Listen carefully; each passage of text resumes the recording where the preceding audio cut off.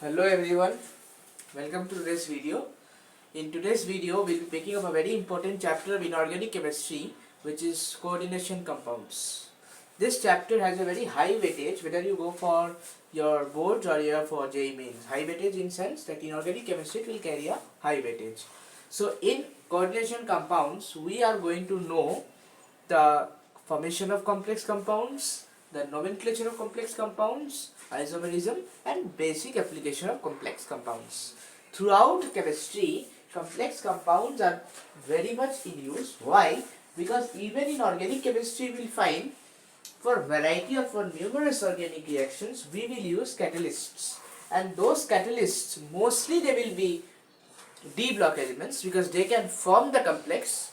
और इसी कम्प्लेक्स की वजह से इंटरमीडिएट जो है वो अनस्टेबल होता है और अनस्टेबल इंटरमीडिएट के कारण रिएक्शन जल्दी हो जाता है। तो यही कैटलिस्ट का काम होता है कि एक रिएक्शन को जल्दी कैसे करवाया जाए। तो वो होता कैसे है? होता ऐसे ही है कि अनस्टेबल कॉम्प्लेक्सेस फॉर्म करके वो रिएक्शन को प्रोसीड करवाता है by different mechanism. Now the main point is, बार बार मैं ये टर्म यूज कर रहा हूँ complex complex, what exactly is a complex, वो हम लोगों को समझना है। क्लास 11 में आप लोगों ने पढ़ा था, क्लास 11 या 10th में आप लोगों ने पढ़ा था double salt, mix salt, acidic salt, basic salt, ये सारे टर्म्स आपको पता है ऑलरेडी। एसिडिक सॉल्ट जिसमें एसिड का H प्रेजेंट है, बेसिक सॉल्ट जिसमें बेस का OH प्रेजेंट है, मिक्स सॉल्ट दो टाइप के सॉल्ट, डबल सॉल्ट दो सॉल्ट अगर जुड़ जाए एक साथ तो उसको डबल सॉल्ट बोलते हैं। क्या वही कम्प्लेक्स है? ये अच्छा क्वेश्चन है कि क्या डबल सॉल्ट ही कम्प्लेक्स है या क्या कम्प्लेक्स ही डबल सॉल्ट है। तो अगर मैं एक एग्जांपल ले लेता हूँ डबल सॉल्ट का, K2SO4 डॉट MgSO4, मान लेते हैं कि एक डबल सॉल्ट है, एग्जिस्ट करता है या नहीं करता है वो अभी मैं नहीं देख रहा हूँ। मान लो कि एक डबल सॉल्ट है, ठीक है, MgSO4, ठीक है। अच्छा, तो इसको अगर मैं पानी में डाल दूं या डिसोशिएट करवा दूं तो ये डिसोशिएट करके क्या बनेगा, 2K plus plus Mg2 plus plus 3SO4 2 minus SO4 2 minus 2। तो आपको क्या दिख रहा है कि अगर मैं इस डबल सॉल्ट को लेकर वाटर में डिसोशिएट करवा दूं तो ये अपने कॉन्स्टिट्यूएंट आयंस की प्रॉपर्टी दिखा रहा है। पोटेशियम की प्रॉपर्टी दिखाएगा, मैग्नीशियम का प्रॉपर्टी भी दिखाएगा और सल्फेट की प्रॉपर्टी तो दिखाएगा ही। और अगर मैं ओरिजिनल सॉल्ट ले लूं तो उसके अंदर अगर मैं इन आयंस का टेस्ट लगाऊं तो वो भी दिखाएगा। यानी कि जो सॉल्ट है वो भी अपना प्रॉपर्टी रिटेन करता है, उसने एक्वस स्टेट में भी रिटेन करता है। सही है? तो इसकी जो प्रॉपर्टी है और इसकी प्रॉपर्टी में कोई अंतराल नहीं है, मतलब properties are retain and this is the prime characteristic of double salt. They do not lose their identity in the solution. ये होगा हमारा पहला point to note for double salts, ठीक है। On the other hand, our topic of discussion for today is complex compound. तो उस case में मान लो कि हमने लिया है, अच्छा इसको मैं इरेज कर देता हूं, मान लो हमने लिया है निकेल क्लोराइड और उस पे हमने अमोनिया चलाया। क्या चलाया? अमोनिया का सोल्यूशन चलाया तो हम लोगों के पास आ गया एक पर्पल कलर का सोल्यूशन, ठीक है, कोई दिक्कत नहीं है। निकेल क्लोराइड का कलर होता है ग्रीन, निकेल क्लोराइड होता है क्या, ग्रीन कलर का। तो उसके ऊपर अगर हमने अमोनिया चलाया तो हमारे पास एक पर्पल कलर का सोल्यूशन आया। वो सोल्यूशन क्या है? वो सोल्यूशन होता है हमारा निकेल NH3 बाहर 2 क्लोराइड, ये होता है कम्प्लेक्स जो फॉर्म होता है। अब ये एक कम्प्लेक्स फॉर्म हुआ। अब इसको अगर मैं पानी में डालूं तो हमारे पास जो आता है वो है nickel NH3 2 plus plus 2Cl minus. अब आप बताओ मुझे कि अगर मैं इस कंपाउंड को लूं और इसमें टेस्ट करूं तो इसमें निकेल की भी टेस्ट आएगी, क्लोराइड की भी टेस्ट आएगी, बिल्कुल सही है। अमोनिया का टेस्ट देगा, यानी नेस्ले रिएजेंट के साथ काम करेगा। पर अगर मैं सॉल्यूशन जो है पर्पल कलर का उसको मैं डिसोशिएट करवाऊं पानी में तो हमारे पास जो चीजें आ रही है वो ये है, क्लोराइड का टेस्ट जरूर देगा, कोई दिक्कत नहीं है, पर निकेल का टेस्ट हमें नहीं मिलेगा, अमोनिया का टेस्ट हमें नहीं मिलेगा। यानी जो कंपाउंड हमने लिया है उसका टेस्ट हमें सॉल्यूशन में नहीं मिल रहा है। मतलब कि जो कंपाउंड की प्रॉपर्टी थी वो आयन में जाके लूज हो गई है, सोल्यूशन में जाके लूज हो गई है, यानी this compounds do not retain their property in the solution. समझ में आ गया सबको? क्योंकि यहाँ पे एक नया आयन फॉर्म हो गया है, NiNH3 होल 6 2+, जो कि पहले कभी था ही नहीं। इसकी प्रॉपर्टी निकेल और अमोनिया की प्रॉपर्टी से अलग है। समझ में आ रहा है सबको? तो यही है कॉम्प्लेक्स का डेफिनेशन कि ये कंपाउंड्स सॉल्यूशन में जाके अपने कॉन्स्टिट्यूएंट आयंस की प्रॉपर्टी को रिटेन नहीं करते हैं, पर डबल सॉल्ट्स हमेशा सॉल्यूशन में जाके अपने आयंस की प्रॉपर्टी को जरूर रिटेन करेंगे। ठीक है, तो यही है हमारे कॉम्प्लेक्स की पहली मर्तबा पहला डेफिनेशन और very important point. I am repeating once again, double salt will not retain, double salt will retain the property of its constituent ions, while complex will not retain the property of its constituent ions in solution। ठीक है, तो ये है हमारा complex का basic definition और एक basic understanding. अब बिना कुछ बोले मैं सीधे आपको समझाऊंगा कि इस चीज का मतलब क्या है। तो now we'll understand that how to know complex। ठीक है, और एक कॉम्प्लेक्स में क्या क्या चीजें हम लोगों को याद रखनी है। ठीक है, चलो मैं ले लेता हूं NiNH3 होल 6 और बाहर क्लोराइड आयन लिख लेता हूं। ठीक है, अभी मैं इसको लेके एक्सप्लेन करवा रहा हूं। ठीक है, अच्छा यहाँ पे आपको कुछ चीजें दिख रही होंगी। पहला आपको दिख रहा है कि बाहर एक थर्ड ब्रैकेट लगाया हुआ है, उसके अंदर हमने लिखा है कुछ निकल, उसके बाद ब्रैकेट में NH3 बाहर 6 और थर्ड ब्रैकेट बंद करके हमने बाहर Cl2 लिखा है। अगर यहाँ पे हमारा कोई बच्चा ऐसा लिखता है NiNH3 होल 6 Cl2, तो इसका मतलब और इसका मतलब बिल्कुल अलग है। तो कृपया ऐसा ना लिखे, क्योंकि ये गलत है। क्यों गलत है वो भी बताऊंगा। तो ये गलत है। अगर किसी बच्चे ने ऐसा लिख दिया तो ये घोर अपराध है, ये भी गलत है। अगर किसी बच्चे ने ऐसा लिख दिया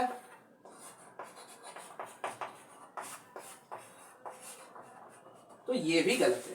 तो करेक्ट क्या है ये, पर ये क्यों है करेक्ट ये मैं आपको एक्सप्लेन करने जा रहा हूं अभी। तो ये तीनों जो है वो बिल्कुल गलत है, ऐसा ना लिखे। ठीक है, अच्छा अब समझते हैं कि इसमें है क्या। पहला मतलब ये जो है आपका थर्ड ब्रैकेट, ये क्या सिंबलाइज करता है।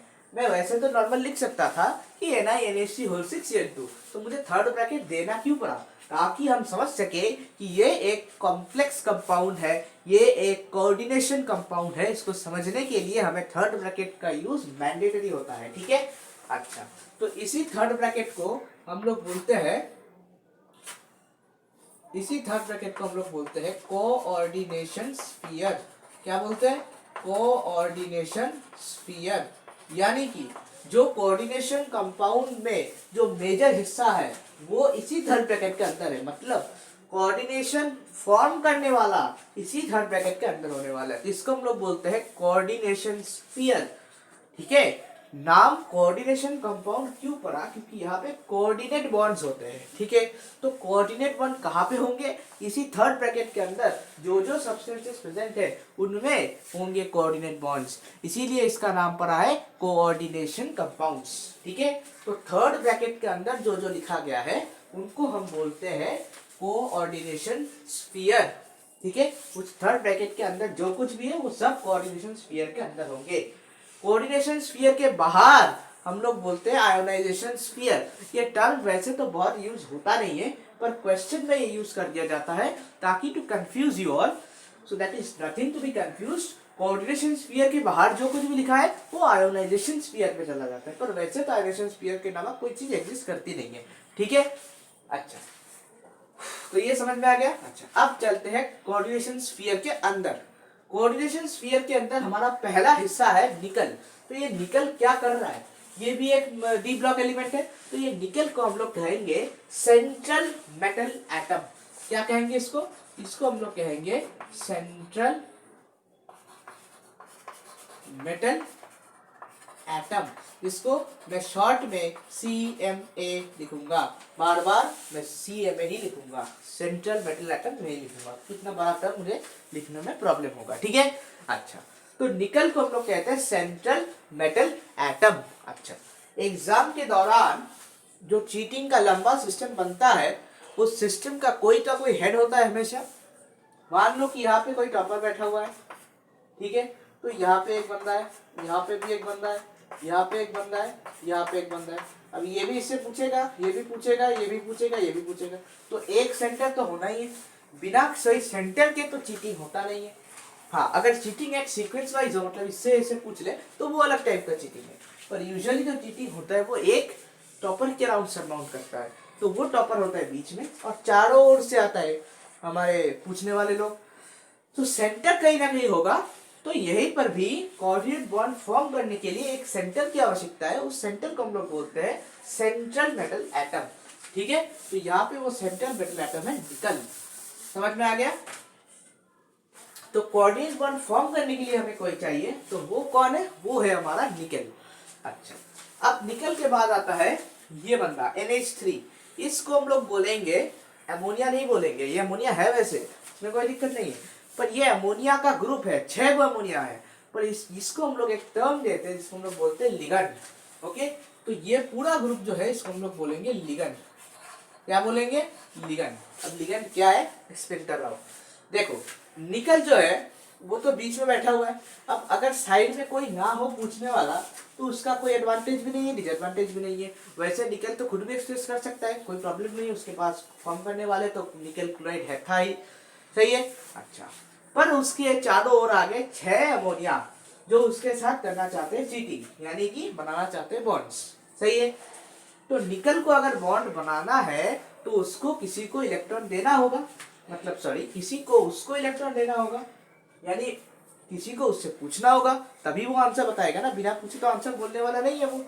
तो उसको किसी से पूछना होगा आंसर, तभी वो बोलेगा, सही बात है। तो वो पूछने वाला लोग है निकल, सॉरी, पूछने वाला लोग है वो अमोनिया। ओके, सो निकल सेंटर पे और साइड से अमोनिया लोग पूछ रहे हैं कि भाई बता बता आंसर बता।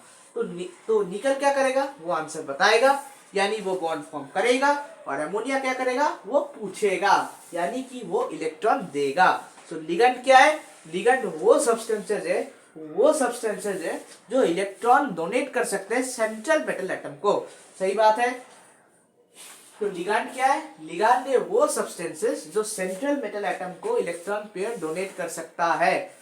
अब ये याद रखना है कि कोऑर्डिनेशन केमिस्ट्री में या कॉम्प्लेक्स केमिस्ट्री में हमेशा इलेक्ट्रॉन पेयर में जाते हैं। तो यहाँ पे जब भी मैं बात करूंगा कि एक पेयर मतलब 2 इलेक्ट्रॉन्स की बात होगी, यहाँ पे सब कुछ पेयर में चलता है, ठीक है। यहाँ पे जब भी मैं मोनो या डाई या ट्राई लिखूं, उसका मतलब है कि एक पेयर में इलेक्ट्रॉन ट्रांसफर हो रहा है, ठीक है। तो लिगेंड का मतलब क्या है? वो नेगेटिव सब्सटेंस, सॉरी नेगेटिव नहीं है, वो सब्सटेंसेस जो इलेक्ट्रॉन पेयर डोनेट कर सकता है CMA को, सही है। डेफिनेशन लिखना है आपको, मैं वहां पे लिखूंगा नहीं है, डेफिनेशन बोल रहा हूं, आप सुनते जाओ, ठीक है। तो लिगेंड का डेफिनेशन समझ में आ गया सबको? अच्छा, अब देखो लिगेंड यहाँ पे 6 क्यों है? 6 ही क्यों है? 5 4 3 2 हो ही सकते थे, एक भी हो सकता था, पर हमने 6 लिखा है क्योंकि निकल का ऑक्सीडेशन नंबर होता है, पता है ना ऑक्सीडेशन नंबर, सबको पता है कि क्या है ऑक्सीडेशन नंबर।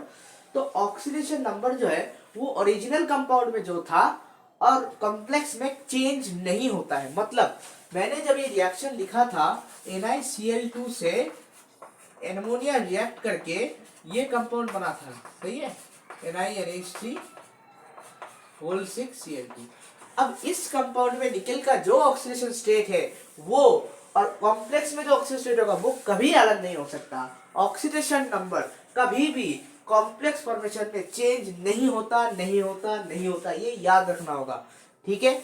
तो एक कॉम्प्लेक्स के फॉर्मेशन में कभी भी ऑक्सीडेशन नंबर चेंज नहीं होगा, यानी कि यहाँ पे निकल का ऑक्सीडेशन नंबर +2 है, तो यहाँ पर भी निकल का ऑक्सीडेशन +2 होने के लिए बाध्य है, ठीक है। तो +2 बाहर -2, इलेक्ट्रिकली न्यूट्रल, समझ में आ गया सबको। एमोनिया एक होल न्यूट्रल मॉलिक्यूल है, क्योंकि एमोनिया एक मॉलिक्यूल है, वो एक आयन नहीं है, तो उसके ऊपर चार्ज तो नहीं है, तो एमोनिया के ऊपर कोई चार्ज नहीं है, तो क्लोराइड के ऊपर -2 की चार्ज है, और यहाँ पे हो जाएगा +2, समझ में आ गया सबको। तो oxidation number of CMA is +2, तो कॉम्प्लेक्स का एक बहुत ही कॉमन क्वेश्चन है, बहुत ही साधारण क्वेश्चन 1 मार्कर 2 मार्कर में आता है कि आप ऑक्सीडेशन नंबर बताओ और एक चीज बताओ जो मैं आपको बोलने जा रहा हूँ। वो दो चीजें आती है, बहुत इजी आता है, बहुत इजीली हो जाता है। तो अगर आपको पूछा जाए कि निकेल का सीएम बताओ, सॉरी निकेल का ऑक्सीडेशन नंबर बताओ, तो सिंपली आप बता दोगे, देख के बताना, +2 होगा यहाँ पे। सही है। तो आपको क्या याद रखना है कि कभी भी एक कॉम्प्लेक्स के फॉर्मेशन के समय उसका ऑक्सीडेशन नंबर नहीं बदलता। ठीक है। तो निकेल का +2 ही रहेगा। अच्छा, तो लिगेंड समझ में आ गया सबको? अच्छा, ये समझ में आ गया सबको? ऑक्सीडेशन नंबर समझ में आ गया सबको? ये ऑक्सीडेशन नंबर क्या है आपको पता है, और वो ऑक्सीडेशन नंबर कभी चेंज नहीं होगा। अब यहाँ पे एक नंबर दिख रहा है जो मैंने बोल रहा था कि अमोनिया 6 के 6 ही क्यों है। अमोनिया 1 भी हो सकता है, अमोनिया 2 भी हो सकता है, अमोनिया 3 भी हो सकता है। अमोनिया 6 है क्योंकि निकल का जो CN है या कोऑर्डिनेशन नंबर है वो 6 है। मतलब क्या है, कोऑर्डिनेशन नंबर का मतलब है कि एक एटम, सेंट्रल मेटल एटम कितने इलेक्ट्रॉन पेयर को ले सकता है, उसको हम लोग बोलते हैं सेंट्रल मेटल एटम। ठीक है। कितने लिगेंड को ले सकता है एक सेंट्रल मेटल एटम, या कितने इलेक्ट्रॉन पेयर को ले सकता है रादर, उसको हम लोग बोलते हैं कोऑर्डिनेशन नंबर। ठीक है। तो निकेल 6 लिगेंड्स को अट्रैक्ट कर सकता है, तो इसीलिए इसको हम लोग बोलते हैं 6 या फिर हेक्स, सॉरी इसको हम लोग बोलते हैं 6, जो केमिस्ट्री की भाषा में होता है हेक्सा। ठीक है। तो यहाँ पे 6 लिखा गया है क्योंकि निकल का जो कोऑर्डिनेशन नंबर है वो 6 होता है। ओके, सही है। तो इस 6 को हम लोग लिखेंगे कोऑर्डिनेशन नंबर। कोऑर्डिनेशन नंबर मतलब कितने नंबर ऑफ लिगेंड्स अटैच हो सकते हैं CMA के साथ। ठीक है, क्लियर? बताओ, सबका समझ में आ गया? तो कितने लिगेंड्स है जो एक सेंट्रल मेटल एटम के साथ जुड़ सकते हैं उसको हम लोग बोलते हैं coordination number of that particular CMA। यहाँ पे कोऑर्डिनेशन नंबर है 6, जो कि हमने देख के बोल दिया। तो अब क्वेश्चन है कि हमें कैसे पता कि किस मेटल एटम का कितना कोऑर्डिनेशन नंबर है। वो आपको फॉर्मूला दिया होगा, वहां से आपको देख के, आँख खोल के देख के बताना है कि कितना कोऑर्डिनेशन नंबर है। तो अब एक और क्वेश्चन आपके मन में जाग सकता है कि हम देखेंगे तो डायरेक्ट वहां पे जो लिखा होगा वही लिख देंगे क्या आंसर में? जी नहीं, जो लिखा होगा वो हमें आंख बंद करके नहीं लिखना है। ठीक है, क्यों नहीं लिखना है? ये जो नंबर होगा वो हमेशा वही नहीं हो सकता है कोऑर्डिनेशन नंबर। इस केस में यहाँ पे 6 है तो 6 ही कोऑर्डिनेशन नंबर है, पर यहाँ पे अगर कुछ और होता तो वो कोऑर्डिनेशन नंबर नहीं होता। ठीक है। तो किस केस में हम लोग देख के बताएं और किस केस में बिना देख के बताएं? जिस केस में ये जो लाइगैंड है ये यूनिडेंटेड हो या मोनोडेंटेड हो, उस केस में हम लोग जो नंबर है वही लिखेंगे। पर अगर वो यूनि नहीं है तो उस केस में हम लोग नहीं लिख सकते। अभी यूनि क्या है, मोनो क्या है, डाई क्या है, बता रहा हूँ। ठीक है, कुछ सबर कर लो थोड़ी देर। तो अभी तक के लिए बस समझ लो कि कोऑर्डिनेशन नंबर का मतलब है कि एक CMA के अराउंड कितने लिगेंड्स अट्रैक्ट हो सकते हैं या कितने लिगेंड्स जुड़ सकते हैं। Simply for now just remember that. Okay, ठीक है। तो कोऑर्डिनेशन स्फीयर का मामला हुआ खत्म, थर्ड ब्रैकेट क्लोज, मतलब कोऑर्डिनेशन स्फीयर हुआ खत्म। अब हम लोग फिर से कोऑर्डिनेशन स्फीयर के बाहर जा रहे हैं। कोऑर्डिनेशन स्फीयर के बाहर एक और बंदा हमारा वेट कर रहा है जो कि है Cl। अब ये Cl कर क्या है? देखो, एक कंपाउंड जब केमिस्ट्री में फॉर्म होता है तो वो हमेशा इलेक्ट्रिकली न्यूट्रल होता है, होने के लिए बाध्य है, इलेक्ट्रिकली न्यूट्रल होता है वो। तो अगर ये इलेक्ट्रिकली न्यूट्रल होना है तो इसको बाहर किसी नेगेटिव आयन का अट्रैक्शन चाहिए। कोऑर्डिनेशन स्फीयर के अंदर बात नहीं कर रहा हूं मैं, बाहर की तरफ। क्यों? क्योंकि निकल के ऊपर +2 चार्ज है, इस +2 को न्यूट्रलाइज करने के लिए कोई माइनस चाहिए, तो उसके लिए 2 Cl बाहर है। ठीक है, तो ये बाहर है और ये इसको काउंटर कर रहा है, तो इसको हम लोग बोलते हैं काउंटर आयन। ठीक है, तो इसको हम लोग बोलते हैं काउंटर आयन। अब अगर जो कॉम्प्लेक्स है वो उसके ऊपर प्लस चार्ज हो तो बाहर माइनस होगा। अगर कॉम्प्लेक्स के ऊपर ही नेगेटिव चार्ज आता है तो उसके लिए पॉजिटिव किसी को लाना पड़ेगा, तो उस केस में हम लोग सामने की तरफ कोई कैटायन लिख देंगे। ठीक है, तो वो डिपेंड करता है कि क्वेश्चन कौन से कॉम्प्लेक्स के ऊपर किया गया। ये मेरा जो है वो पॉजिटिव कॉम्प्लेक्स है, कैटायनिक कॉम्प्लेक्स है, इसके लिए यहाँ पे पीछे एनायन लग रहा है, ठीक है। अगर एनायनिक कॉम्प्लेक्स होता तो हमें आगे कैटायन लगाना पड़ता। तो यहाँ पे मैंने कुछ टर्म्स के बारे में आपको डिस्कशन किया है। I hope that you have understood all the terms that are given over here. Coordination sphere से शुरू किया था हमने, उसके बाद हमने पढ़ा कि CMA क्या है, उसके बाद हमने समझा कि लाइगेंड क्या है, उसके बाद हमने समझा कि कोऑर्डिनेशन नंबर क्या है, ऑक्सीडेशन नंबर क्या है, और उसके बाद हमने समझा काउंटर आयन क्या है। ठीक है, ठीक है, समझ में आ गया सबको ये बात? ओके, अच्छा, अब हम लोग चलते हैं लिगेंड के टाइप्स पर। जो मैं बोल रहा था उसको समझाता हूं अभी कि लिगेंड के टाइप्स क्या होते हैं। ठीक है, ये था हमारा basic understanding about a complex. मतलब एक कॉम्प्लेक्स के अंदर क्या क्या चीजें इंपॉर्टेंट है वो हमने इस पार्ट से समझ लिया है। अब हम लोग चलते हैं लिगेंड के टाइप पर। अच्छा, लिगेंड, तो जैसे कि मैंने बताया कि लिगेंड क्या है, लिगेंड वो सब्सटेंसेज है जो कि इलेक्ट्रॉन पेयर डोनेट कर सकते हैं CMA को। ठीक है, अब लिगेंड के टाइप्स पे आते हैं। लिगेंड के कुछ टाइप्स होते हैं। देखो, एक बच्चा हो सकता है कि एक ही क्वेश्चन पूछा, एक और बच्चा हो सकता है 2 क्वेश्चन पूछा, कुछ बच्चे तो सारे क्वेश्चन ही पूछ लेते हैं, वो अलग बात है। तो जो एक क्वेश्चन पूछ रहा है उसको आप लोग क्या बोलेंगे, यूनि या फिर मोनो। जो 2 क्वेश्चन पूछ रहा है उसको हम लोग बोलेंगे डाई। ठीक है, जो 3 क्वेश्चन पूछ रहा है उसको हम लोग बोलेंगे ट्राई। जो 4 पूछ रहा है उसको टेट्रा। जो 5 पूछ रहा है मेंटा हेक्सा, ऐसे चलता रहेगा। ठीक है, पर हमको सारे पढ़ने नहीं है। Most commonly in your board syllabus, board, okay, not for your competitive exam, most commonly in your board will be asked uni, mono and another one that will be called it as hexa. ये तीनों हमारे लिए important है। इसको छोड़ के भी try, tetra, ये सारे मौजूद है, पर उसको हमारे दिमाग में रखने की अभी जरूरत नहीं है। यूनी या फिर मोनो, बाई और हेक्सा अभी हमें यूज करना है। अभी क्या है, क्या है, इसके पीछे भी कुछ टर्म है जो मैंने अभी तक बताया नहीं है, अभी बताऊंगा। देखो, लिगेंड जो है वो इलेक्ट्रॉन पे डोनेट करने वाला है। डोनेट करता कैसे है, अगर मैं कुछ बताऊं तो यहाँ पे अगर सेंटर मेटल एटम है तो कुछ ऐसा दिखता है, अच्छे से दिखता है तो ऐसा, ठीक है, ऐसा दिखता है। अब डेंटिस्ट जब दांत उखाड़ते हैं या फिर दांत का कोई ट्रीटमेंट करते हैं तो जो हमारा क्या बताऊं, जो इंस्ट्रूमेंट्स जाते हैं, इंस्ट्रूमेंट नहीं है उसको क्या बोलते हैं, सर्जिकल टूल्स, जो सर्जिकल टूल्स जाते हैं दांत के अंदर, उसका अगर एक ऊपर का व्यू लो, टॉप व्यू लो, तो बिल्कुल ऐसा ही दिखता है। ठीक है, जब इलोंगेट किया जाता है उसको तो पूरा ऐसा ही दिखता है। तो ठीक इसीलिए हम इसको बोलते हैं कि इस प्रोसीडियर को हम लोग बोलते हैं डेंटिसिटी।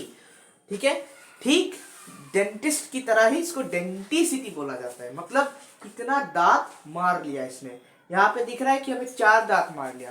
ठीक है, तो ऐसे ही आपको याद रखना है, 4 दांत तो टोटल मार लिया, पर एक ने कितना दांत मारा, एक ही मारा है। ठीक है, तो डेंटिसिटी एक टर्म है जिसका मतलब होता है कि कितना लाइगेटिंग एटम्स है एक लिगांड में। तो यहाँ पे ये एक लिगांड है, ये एक है, ये एक है, ये एक है, ये 4 लिगांड है ना, ये एक लिगांड है, ये एक लिगांड है, ये एक, ये एक। तो इस लिगांड के पास केवल एक ही दांत मारने की जगह है, केवल एक ही दांत मारने की जगह है, तो इसको हम लोग बोलेंगे यूनिडेंटेड लिगांड। ठीक है, या फिर मोनोडेंटेड लिगांड। समझ में आएगा सबको? तो यूनिडेंटेड लिगांड का मतलब है कि एक ही एटम है जहां से वो डोनेट कर सकता है। मूल बात क्या है कि एक ही जगह से एटम डोनेट होगा, यानी एक ही इलेक्ट्रॉन पे डोनेट हो सकता है, बस सिंपल बात। ठीक है, तो यूनिडेंटेड का मतलब है कि एक ही जगह से इलेक्ट्रॉन डोनेट होगा और एक ही इलेक्ट्रॉन पे डोनेट होने वाला है। ठीक है, समझ में आ गया? इसको हम लोग बोलते हैं यूनि। तो बाई और हेक्सा का समझ में भी आ गया होगा कि बाई के लिए 2 जगह है, इलेक्ट्रॉन पे डोनेट करने का जो जगह है तो उसको हम लोग बोलेंगे बाई डेंटेड लिगांड। और अगर 6 जगह है तो हेक्सा डेंटेड लिगांड। हमें स्पेसिफिकली हेक्सा डेंटेड की एग्जांपल याद रखना है, इसको हम लोग बोलते हैं EDTA है, उसको याद रखना है बस। ठीक है, तो मोनोडेंटेड के तो बहुत ज्यादा एग्जांपल है, NHC है, CO है, बहुत जगह पे एग्जांपल है, तो वो आप लोग देख लेना। मोनोडेंटेड ही मोस्ट कॉमन है मोनोडेंटेड। बाइडेंटेड भी कुछ समय आ जाता है या ज्यादा नहीं आता। ठीक है, so uni, bi, hexa. So 3. Now as I told in unidentate ligand केवल एक ही इलेक्ट्रॉन पे डोनेट होगा, तो उसके लिए तो हमें कोई प्रॉब्लम नहीं है। जो एग्जांपल मैंने पिछले पेज में दिखाया था वो NiNH3 वहाँ NH3 जो है वो एक मोनोडेंटेड लिगांड है, ठीक है। इसका मतलब वो एक ही इलेक्ट्रॉन पे डोनेट करेगा, मतलब है कि NH3 एक ही इलेक्ट्रॉन पे डोनेट कर रहा है। तो अगर 6 NH3 है तो वो कितने इलेक्ट्रॉन पे डोनेट करेगा? 6 इलेक्ट्रॉन पे डोनेट करेगा। और कोऑर्डिनेशन नंबर के डेफिनेशन अनुसार कितने इलेक्ट्रॉन पे डोनेट हो रहे हैं वही तो कोऑर्डिनेशन नंबर है। तो कितना कोऑर्डिनेशन नंबर है? 6। कोई समस्या नहीं, 6 लिखा था, 6 ही उसका कोऑर्डिनेशन नंबर, ठीक है। अच्छा, अगर ये NH3 ना होती, अगर मान लो कि ये NH3 नहीं होता, NH3 के सिवाय कुछ और होता, अगर मैं इसको ऐसा लिखता NiEN3Cl2, तो ये भी एक कंपाउंड है, ये भी एक कंपाउंड है। अच्छा, तो ये EN क्या है? इलेक्ट्रोनेगेटिविटी नहीं है। हाँ, EN का मतलब होता है इथाइलिन डाइअमाइन। इसका मतलब है इथाइलिन डाइअमाइन। ये एक ऑर्गेनिक कंपाउंड है, एक ऑर्गेनिक लिगैंड है जिसके पास 2 साइट्स है डोनेट करने के लिए। इसका मतलब इसका डेंसिटी क्या है? इसका डेंसिटी 2 है, मतलब ये 2 साइड से डोनेट कर सकता है। तो 2 साइड्स अवेलेबल है डोनेट करने के लिए और 3 है, मतलब टोटल कितना इलेक्ट्रॉन डोनेट कर सकता है? 6 इलेक्ट्रॉन, ठीक है। तो यहाँ पर भी निकेल का कोऑर्डिनेशन नंबर 6 ही है, पर लिखा कितना गया है? 3। तो अगर मैं 3 लिख दूं तो आप भी 3 लिख दोगे तो वो हो जाएगा गलत, ठीक है, क्योंकि इथाइलिन डाइअमीन के पास 2 साइड से इलेक्ट्रॉन डोनेट करने के 2 साइड्स अवेलेबल है, ठीक है। तो 2 साइड्स पर EN and 3 EN are there, so total 6। Clear? So 6 total, फिर से 6 ही आ गया, तो इसका कंडीशन नंबर भी कितना हुआ? 6 ही हुआ। पर अगर आप देख के 3 लिख दोगे तो इट्स रॉन्ग आंसर, ठीक है। तो यही बोल रहा हूं, हमेशा क्वेश्चन को पहले देखो कि क्या दिया गया है। EN बहुत ही कॉमन है, बार बार EN दिया जाता है, ठीक है। तो EN को आपको याद में रखना है कि EN क्या है? Ethylene diamine, okay. तो एग्जांपल्स भी लिख लेना, देख के किताब में आपको मिल जाएगा। यहाँ पे मैं लिख दे रहा हूँ कुछ, NH3 Cl Cl साइनाइड, ये सब बहुत इजी वाला है। बाइडेंटेट में बता रहा हूँ मैं, अभी हमने लिखा EN, ठीक है। और भी कई सारे हैं, देख लेना, glycinato and all those are there. Oxalato को हम लोग लिखते हैं OX, ऑक्सालेटो। ये ऑक्स क्या है? वो ऑक्स जो सोच रहे हो वो नहीं है, ऑक्स का मतलब है ऑक्सालेट आयन, ठीक है। ऑक्सालेट आयन, ऑक्सैलिक एसिड पता है ना सबको? ऑक्सैलिक एसिड क्या है? CO-, ये है ऑक्सालेटो आयन। ऑक्सैलिक एसिड अगर H लगा दो तो एसिड हो जाएगा, निकाल दो तो ऑक्सालेटो आयन, तो यही होता है ऑक्सालेटो आयन। अब ऑक्सालेटो क्यों बोल रहा हूँ मैं? क्योंकि इनऑर्गेनिक में हमेशा लिखने के समय ऑक्सालेटो ही लिखा जाता है, वो जब मैं लिखाऊंगा तब समझ लेना, मैं ऑक्सालेटो ही बोलता हूँ ताकि गलत ना हो जाए यहाँ, ओके, ठीक है। अच्छा, हेक्साडेंटेट का एग्जांपल है EDTA, ये स्टार मार्क कर लो क्योंकि ये बहुत ज्यादा इंपॉर्टेंट है और ये बार बार पूछा जाता है। EDTA, ठीक है, EDTA बहुत ही इंपॉर्टेंट है, याद रखो क्योंकि ये बार बार आपसे पूछा जाएगा। EDTA का डेंसिटी कितना है? 6। इसके पास 6 साइट्स है इलेक्ट्रॉन पे डोनेट करने के लिए, ठीक है। तो इसकी डेंसिटी 6 है। तो अगर मैं सिर्फ निकेल EDTA लिख दूं और बाहर CH2 लगा दूं तो वो 1 नहीं है, उसका कोऑर्डिनेशन नंबर 6 ही है। निकेल का कभी कोऑर्डिनेशन नंबर हुआ ही नहीं था, ठीक है, ठीक है। हेक्साडेंटेट का बहुत इंपॉर्टेंट एग्जांपल है EDTA। EDTA दिखता कैसे वो मैं दिखा रहा हूं आपको। हेक्सा का मतलब है 6, यानी इसके पास 6 साइट्स है डोनेशन के, ठीक है। तो डोनेट करने के लिए अगर 6 अलग अलग साइट्स अवेलेबल हो तो उसको हम लोग हेक्साडेंटेट लिगैंड बोलते हैं, ठीक है। तो याद रहेगा आपको कि आपको देख के कंक्लूजन पे आना है, like don't go for any blind guesses. देख लिया कि 3 लिखा है, 3 नहीं हो सकता है आंसर, देख लो पहले क्या है वहां पे। EN3 हो सकता है तो उसका मतलब तो 6 ही हो, ठीक है। तो before see properly, no conclusions please, okay. अच्छा, अब EDTA दिखता कैसे? EDTA पर बहुत बार क्वेश्चन आ चुका है, ये बहुत इंपॉर्टेंट पार्ट है। तो EDTA का स्ट्रक्चर देख लेते हैं। EDTA का फुल फॉर्म होता है इथाइल डाइअमाइन टेट्राएसिटिक एसिड। क्या है? Ethylene diamine tetraacetic acid. अब इतना बड़का नाम सुन के बहुत लोग कहते हैं कि ये क्या है, अरे यार नाम बड़ा हो सकता है, काम छोटा होगा। फिर देख लो EDTA इथाइल, पहले तो ये सोचो इथाइलिन क्या है, इथाइलिन।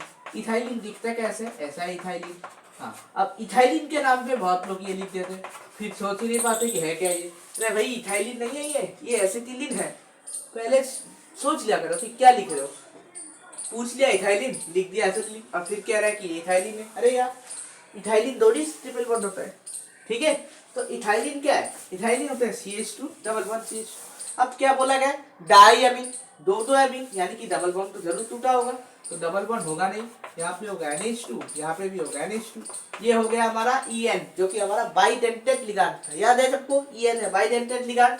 कहाँ से डोनेशन होगा, ये नाइट्रोजन के पास दो है, यही से होगा डोनेशन, तो बाइडेंटेड के पास 2 साइड्स अवेलेबल, ठीक है। अब अगला क्या बोला गया, टेट्रा एसिटिक एसिड, यानी NH का 2 हाइड्रोजन, एक हाइड्रोजन यहाँ, एक हाइड्रोजन ये सब्स्टिट्यूट हो चुका होगा, ठीक है। यहाँ पे अब टेट्रा कहा गया ना, एक नहीं कहा गया कि दो नहीं है, टेट्रा है, मतलब और दो कहां से आएगा, इन दोनों का हाइड्रोजन भी हटाओ, ठीक है। हुआ, तो एसिटिक एसिड का मतलब है CH3C COO minus, CH3COO minus. अच्छा बॉन्डिंग किससे हो रहा है वो मैं दिखा दे रहा हूँ, बॉन्डिंग हो रहा है CH2 से, हाँ, यानी कि CH2CO minus, CH2CO minus, CH2CO minus. हाँ गलती से भी हाइड्रोजन से बॉन्डिंग मत करवा देना, हाँ? महान लोग हैं यहाँ पे, कुछ हाइड्रोजन से कैसा भी बॉन्डिंग करवा देंगे। तो बॉन्डिंग हमेशा कार्बन के साथ होता है और CH2 वाला कार्बन होगा, ठीक है। आप देखो कितने साइड से, ये साइड तो पहले थाई, और 1 2 3 4, कितना हो गया 6। ये होता है हमारा फेमस EDTA का स्ट्रक्चर, जो कि एक हेक्साडेंटेड लिगांड है, ठीक है। सबको समझ में आ रहा है क्या, तो हेक्साडेंटेड लिगांड में हम लोगों ने पढ़ा है EDTA, जो कि एक बहुत ही इंपॉर्टेंट कंपाउंड है इस केस में, देख लो अच्छे से, ठीक है। स्ट्रक्चर भी पूछा जा सकता है, तो उसके चांसेस बहुत कम है, पर आपको स्ट्रक्चर बनाना आना चाहिए, ओके, ठीक है। चलो अब मैं एक और टर्म इंट्रोड्यूस कर रहा हूं, जिसको हम लोग बोलते हैं चेलेट। चेलेट क्या है, देखो ऑर्गेनिक केमिस्ट्री में भी हम लोगों ने पढ़ा है कि अगर कहीं पे कोई रिंग टाइप का बन जाए तो वो ज्यादा स्टेबल होता है, पढ़ा है ऑर्गेनिक में भी पढ़ाया जाता है कि अगर कोई रिंग बन जाए तो वो ज्यादा स्टेबल होता है। नॉर्मल एल्केन से, एलिफेटिक एल्केन से एरोमेटिक एल्केन्स ज्यादा स्टेबल है, बेंजीन ज्यादा स्टेबल है, क्योंकि उसके पास रेजोनेंस की फैसिलिटी है जो नॉर्मल के पास नहीं है, एलिफेटिक के पास मौजूद नहीं है। बेंजीन के पास क्या है, एरोमेटिसिटी अवेलेबल है, राइट, तो वो मोर स्टेबल होता है। तो जो वर्ड थिंग इज दैट अगर किसी के पास रिंग फॉर्म हो जाता है ना, तो वो ज्यादा स्टेबल बन जाता है, ठीक है। तो उसी रिंग फॉर्मेशन को हम लोग बोलते हैं चेलेशन, ठीक है। और जो फॉर्म करता है उसको हम लोग बोलते हैं चेलेटिंग एजेंट, और प्रोसेस या फिर सब्सटेंस को हम लोग बोलते हैं चेलेट। जो फॉर्म हो उसको रिंग नहीं बोलेंगे, उसको चेलेट बोलेंगे, जो फॉर्म करता है उसको बोलेंगे चेलेटिंग एजेंट, और प्रोसेस को बोलेंगे चेलेशन, ठीक है। समझ में आ रहा है, तो चेलेट क्या है, चेलेट स्पेलिंग इज CHELATE। चेलेट बेसिकली एक रिंग होता है जो सेंट्रल मेटल एटम बीच में होगा, उसके अगल बगल एक रिंग टाइप का फॉर्म रहेगा, रिंग मतलब ऐसा, ठीक है, एक कंटिन्यूअस रिंग होगा ऐसा। अब ऑर्गेनिक की तरह ऐसा तो दिखता नहीं होगा रिंग, सही है, ऑर्गेनिक की तरह ये रिंग ऐसा होगा नहीं, कंटिन्यूअस हो नहीं सकता, क्योंकि बीच में एक एटम है। कंटिन्यूअस हम बना नहीं रहे, हम बस इमेजिन कर रहे हैं कि ये जो है, ये इमेजिन कर रहे हैं कि ये एक ऐसा रिंग है, ठीक है, एक रिंग टाइप का इमेजिन कर रहे हैं, पर ये असल में कंटिन्यूअस हो नहीं सकता, क्योंकि बीच में एक सब्सटेंस मौजूद है, पर ये एक रिंग तो हो रहा है ना ऐसा, ओके, एक रिंग टाइप का, that is more stable. So usually जो चेलेटिंग एजेंट होता है या फिर जो चेलेशन करता है वो ज्यादातर बाइडेंटेड लिगांड है। जैसे कि मान लो हमने कंपाउंड लिया है एनाइन, अच्छा एनाइन इथाइलिन डाइअमीन 3 Cl2 तो बात छोड़ो उसको, उसका कोई यहाँ पे डायग्राम में रोल नहीं है, उसका मेन रोल है हमारा लिगांड का। तो मान लो कि ये है हमारा क्वेश्चन NiEn होल 2, ठीक है। अच्छा अच्छा निकेल छोड़ दो, कॉपर मान लो, तो डायग्राम में दिक्कत हो जाएगा। मान लो copper copper En whole 2 Cl, तो बीच में कॉपर है, 2 दिखाऊंगा ना, सुविधा होगा, वो रिंग आएगा नहीं ठीक से।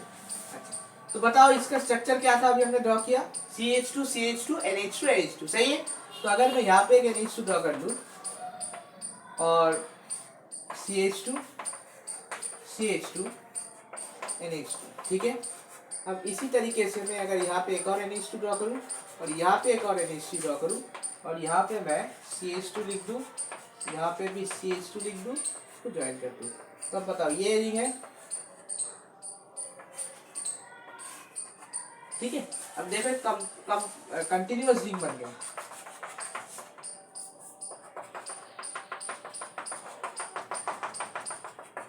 ठीक है। एक कंटिन्यूअस रिंग टाइप का स्ट्रक्चर बन गया, एक रिंग है, ये भी एक रिंग है, ये भी एक रिंग है, और पूरा एक इमेजिनरी रिंग भी है। तो रिंग रिंग जहाँ पे बन रहा है उसको हम लोग बोलते हैं चेलेट, इस प्रोसेस को हम लोग बोलते हैं चेलेशन, और ये कॉम्प्लेक्स बाकी नॉन चेलेशन कंपाउंड्स के साथ ज्यादा स्टेबल होंगे, ठीक है। समझ में आएगा सबको।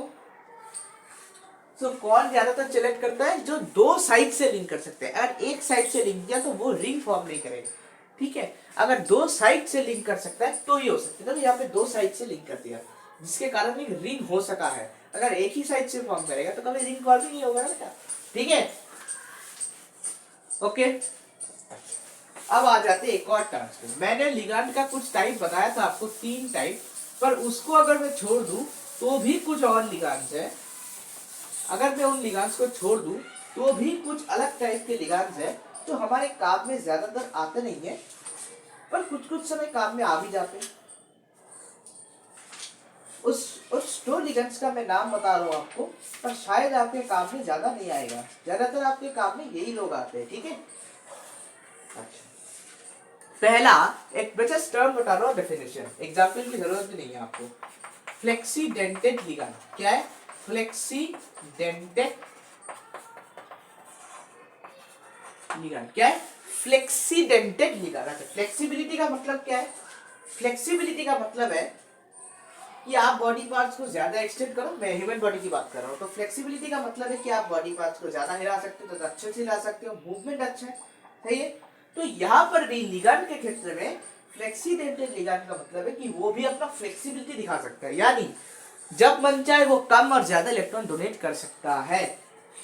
जब मन चाहे एक डोनेट किया, मतलब एक पेयर डोनेट किया, जब मन चाहे 2 पेयर डोनेट कर दिए, तो वो लिगांड जो कभी कभार एक और कभी कभार 2 इलेक्ट्रॉन पेयर डोनेट कर सकते हैं, उसको हम लोग बोलते हैं फ्लेक्सीडेंटेड लिगांड। समझ में आएगा सबको। फ्लेक्सीडेंटेड लिगांड का मतलब क्या है, जो कभी कभार एक, जो कभी कभार 2 इलेक्ट्रॉन पेयर डोनेट कर सकता है, उसको हम लोग बोलते हैं फ्लेक्सीडेंटेड लिगांड्स। क्लियर, समझ में आ गया सबको, समझ में आ गया सबको। इसका बेस्ट एग्जांपल क्या है पता है, अभी हमने किया EDTA, इसका बेस्ट एग्जांपल है EDTA। क्यों, क्योंकि अगर मैं EDTA को लेके बेस में डाल दूं, तो वो जो 4 CO माइनस है वो क्या हो जाएंगे, ब्लॉक्ड हो जाएंगे, तो वो डोनेट कर नहीं पाएगा। तो डोनेट कौन करेगा, 2 नाइट्रोजन वाले करेंगे, तो उसका जो डेंसिटी वो 2 हो जाएगा। तो EDTA की डेंसिटी को हम अपने हिसाब से चेंज जरूर कर सकते हैं। तो फ्लेक्सीडेंटेड लिगांड का सबसे अच्छा एग्जांपल है हमारा EDTA, ठीक है। वैसे तो EDTA है एक हेक्साडेंटेड लिगांड, पर वो नॉर्मल केस में, अगर मैं CO को ब्लॉक करवा दूं तो उस केस में नहीं होगा, समझ में आ रहा है सबको। उस केस में वो बाइडेंटेड बन जाएगा। अगर मैं N को ब्लॉक कर दूं एक्सेलेरेशन करके, तो उस केस में वो टेट्राडेंटेड हो जाएगा। तो इट कैन चेंज, ठीक है। अच्छा अब आ जाते हैं एक और टाइप पे, जिसको हम लोग बोलते हैं एम्बीडेंटेड लिगांड। क्या बोलते हैं, एम्बीडेंटेड लिगांड। अच्छा इसका केस तो तुमने ऑर्गेनिक केमिस्ट्री में भी पढ़ा होगा, एम्बीडेंट न्यूक्लियोफाइल, ये पढ़ा होगा आपने ऑर्गेनिक केमिस्ट्री में। एक टर्म आता है जिसको हम लोग बोलते हैं एम्बीडेंट न्यूक्लियोफाइल, जरूर पढ़ा है एम्बीडेंट न्यूक्लियोफाइल। अब मैं आ रहा हूँ यहाँ पे लिगांड पे, पहले ये समझा दूं। अच्छा हमने क्या पढ़ा था एम्बीडेंट न्यूक्लियोफाइल में। मान लो हमारे पास है RCl, इसके ऊपर अगर मैंने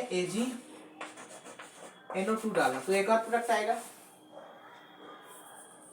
अगर मैंने इसके ऊपर KCl डाला तो एक प्रोडक्ट आएगा, अगर मैंने इसके ऊपर AgCl डाला तो एक प्रोडक्ट आएगा।